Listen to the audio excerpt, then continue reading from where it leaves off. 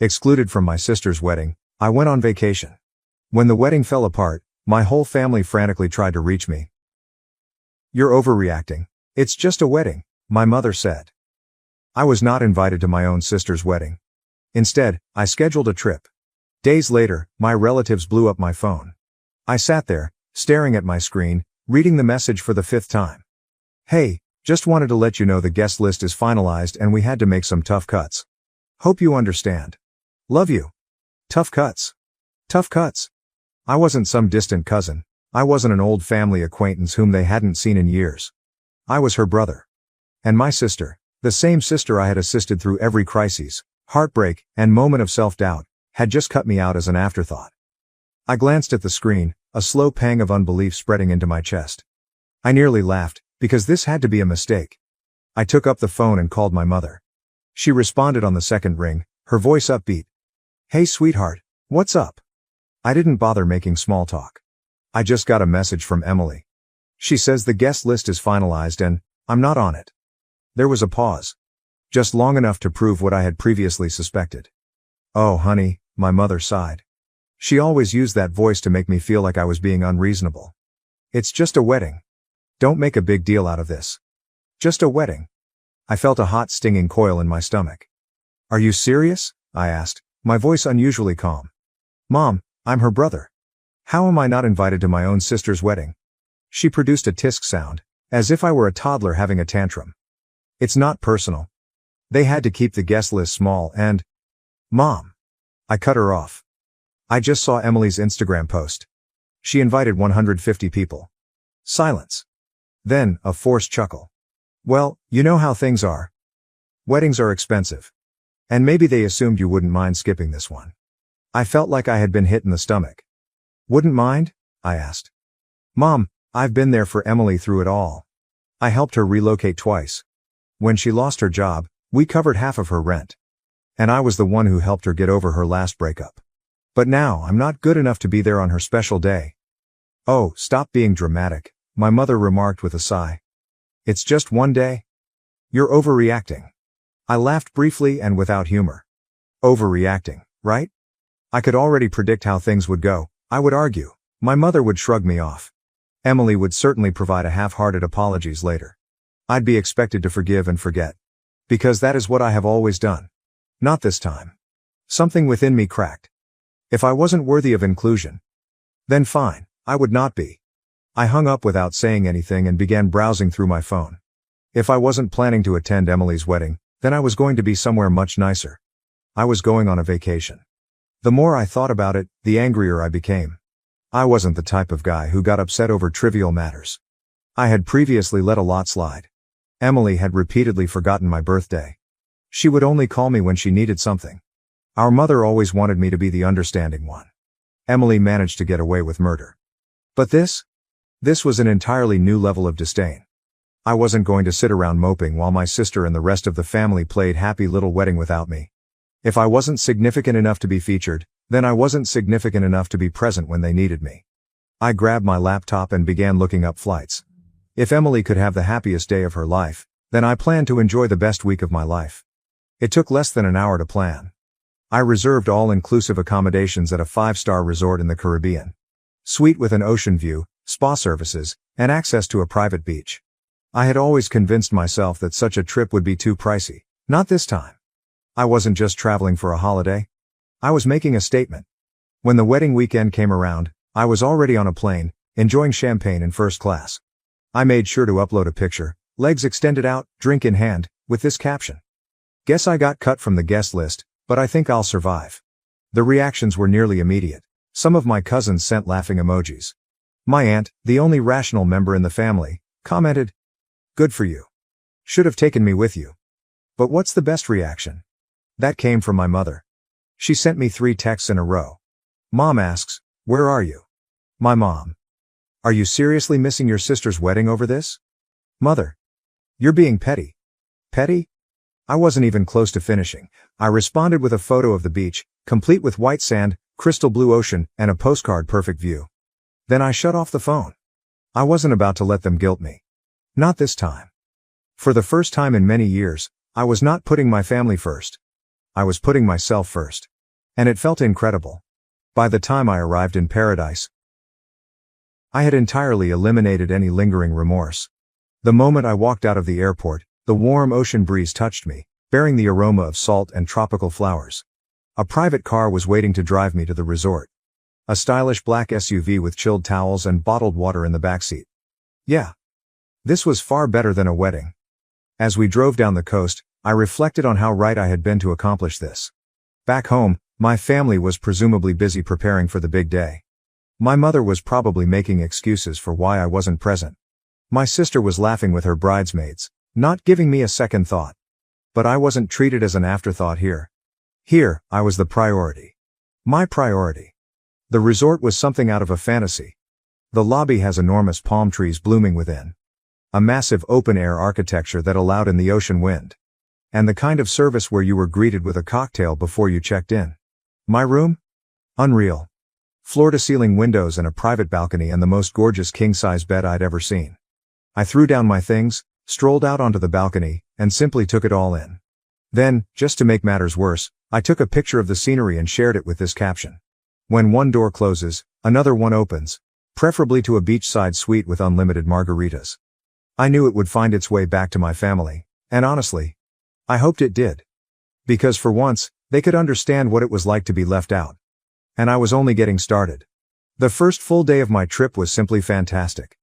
I began the morning with room service, which included fluffy pancakes, fresh fruit, and coffee that was so wonderful it ruined every cup I'd ever tasted.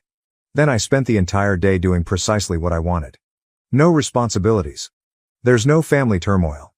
Just me, the ocean, and a timetable focused only on my own enjoyment. By the afternoon, I was lounging on a sunbed by the infinity pool, martini in hand, watching the waves roll in. Every so often, I'd check at my phone, not to check in with my family. But look at the growing amount of responses to my vacation blogs. The comments were gold. Cousin Jake. Bro, where are you even? Aunt Lisa. Okay, now you're just showing off. An old college acquaintance says, dude, invite me next time. Finally, I received a notification that made me smirk. Emily saw your article. Oh, now she was paying attention. I could just imagine her reaction, sitting in the bridal room, sipping inexpensive champagne, scrolling through Instagram only to see me having my best life while she is anxious about her wedding. Good. I leaned back, took another sip of my beverage, and thought, enjoy your special day, sis. I hope it's all you wanted. However, when the sun began to set, something unusual occurred. My phone started to explode. Initially, I ignored it. I figured it was just more people reacting to my photos. But then I noticed these names. Mom. Emily. Cousin Jake. Even Uncle Rob. Call after call. Texts are coming in non-stop. I raised an eyebrow and eventually opened my phone. The first text I saw was from my mother.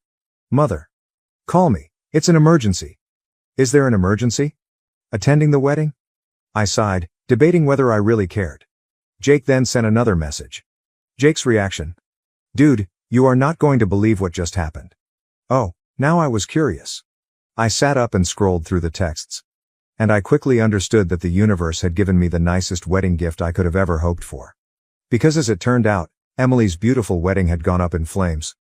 I scanned through a torrent of messages. My sneer grew with each one. Jake replied, Bro. You dodged a bullet. Mother. Call me right now. This is a family crisis. Emily, please. Where are you? I need you. I stretched out in my lounge chair. I took another drink of my cocktail, and continued scrolling. Then I discovered a message that made me laugh out loud. According to cousin Melissa, the groom simply walked out. I almost choked on my drink. Did the groom leave? Oh, this was better than I could have expected. Curiosity got the best of me, so I eventually texted Jake back. My response? What do you mean he left? Jake. Dude, during the reception, full meltdown. He and Emily had some huge fight and then he just walked out. Straight up left the venue. Jake, again. Oh, and then Uncle Rob and Dad got into a screaming match over who was ruining the family's reputation. Grandma cried. The venue cut the bar early. It's a mess. I leaned back, smirking.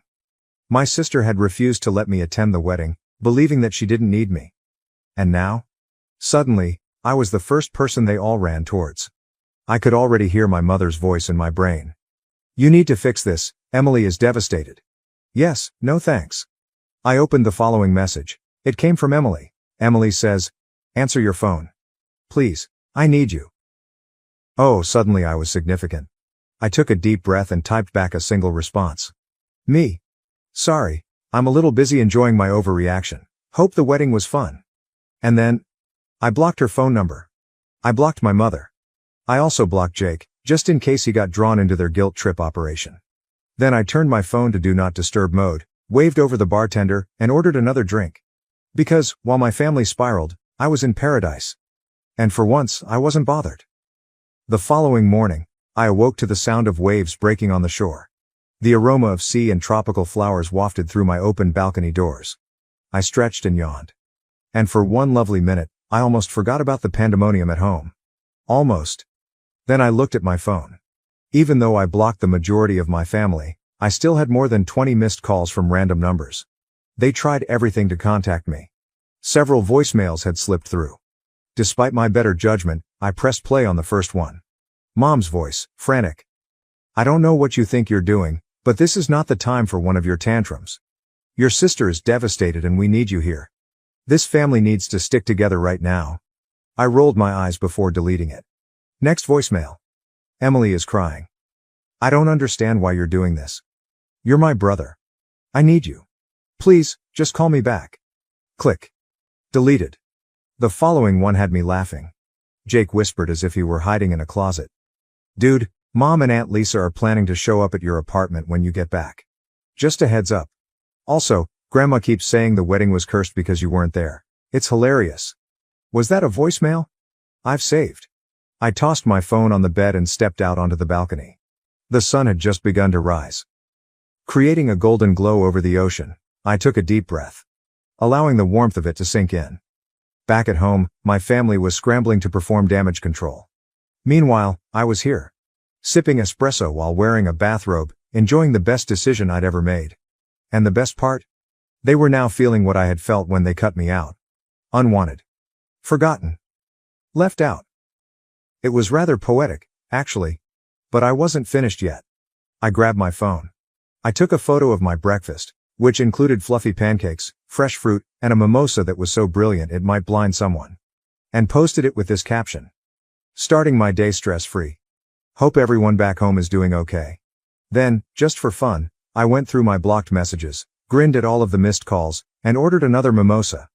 I didn't intend to call them back. Allow them to clean up their own mess. I was on vacation. By midday, I was relaxing under a secluded cabana, sipping a tropical drink with an umbrella when my phone vibrated again. This time, the message came from cousin Melissa. Melissa. Okay, I know you're mad. And honestly, you deserve to be.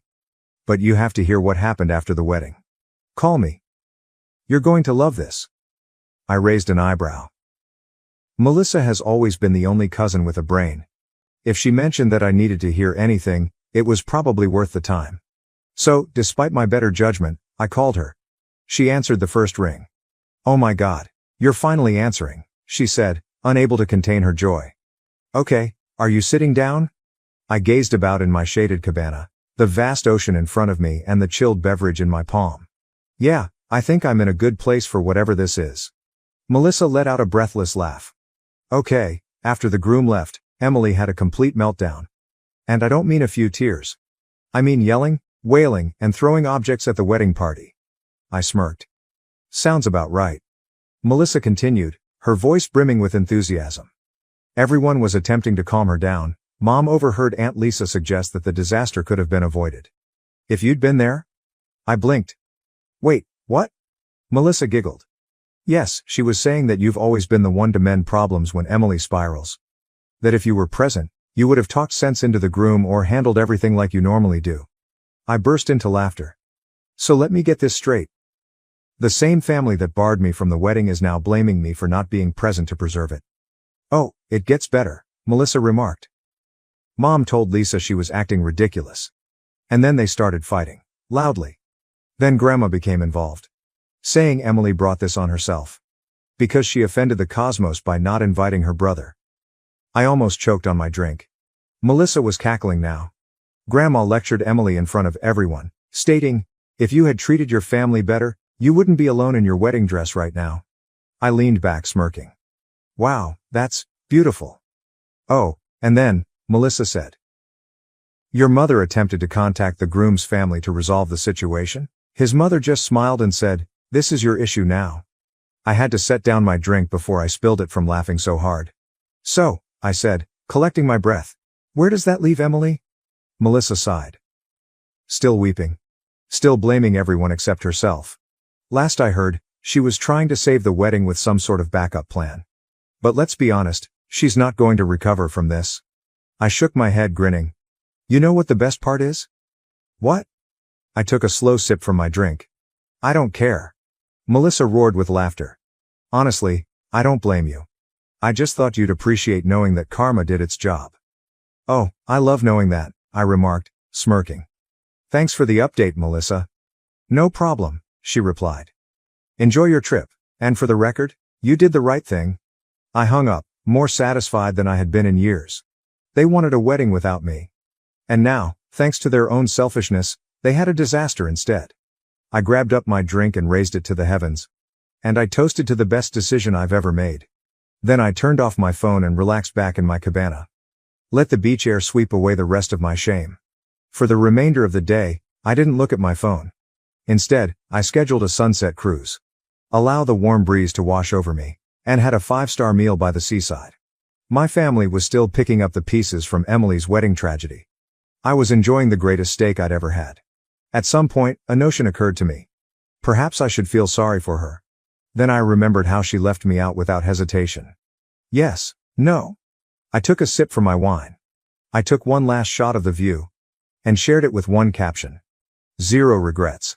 Finally, with a contented smile, I turned off my phone again. Let them stew, I was done being their backup plan. The following morning, I awoke feeling lighter than I have in years. There is no guilt. There will be no tension. There were no last-minute family emergencies that became my job to solve. Just myself and the sound of waves. And an entire day of nothing but rest. I stretched, ordered room service, and, out of curiosity, I turned my phone back on. A big mistake. Within seconds, my notification surged. Mom said, "You need to stop acting like a child and call me." Emily's response. "I can't believe you're doing this to me. You are so selfish. Your mother. This isn't funny." Emily is heartbroken. "Do you even care?" Unknown number, possibly my aunt. "We need to fix this family before it's too late." I groaned and shook my head. It was almost surprising how swiftly they moved from ignoring me to expect me to cure everything. Then, one message struck my attention. "Melissa. Okay, I understand you are ignoring everyone, but please read this. Your mother is trying to gather the family for a discussion when you return. Just a heads up." I almost laughed aloud. Oh, they assumed I would return as if nothing had happened. As if I'd just come up and let their guilt trip me. And pretend the entire thing never occurred. Yeah, not happening. I quickly replied to Melissa. Thanks for the warning, but I won't be there. Melissa says. Wait, what do you mean? Me. I'm extending my trip. They wanted to cut me out? Okay. I'm cutting myself off altogether. I could almost see her reaction. A combination of astonishment and amusement. A few seconds later, she responded. Melissa. Okay, that's iconic. Tell me everything when you get back, whenever that is LOL. I grinned, set down my phone, and grabbed up my laptop. With a few clicks, my trip was officially extended. Another entire week. There's no family. There's no drama. No family discussions. Just me and the water. They never allowed me to have peace. And the best part? They couldn't do anything about it. Before going to the beach, I sent one final text. Me, Mom, and Emily. Oh, so you want me around? Sorry, I'm too busy enjoying my reactions. Have fun cleaning up your own messes. Then, for the last time, I blocked their numbers. I put my phone down. Ordered another drink. Let the sun warm my skin. There is no guilt. There will be no tension. No regrets. Just peace. And it was the best decision I've ever made. Thank you for watching. If you haven't subscribed yet, please do so and hit the notification bell to stay updated with more shocking real-life stories happening around you.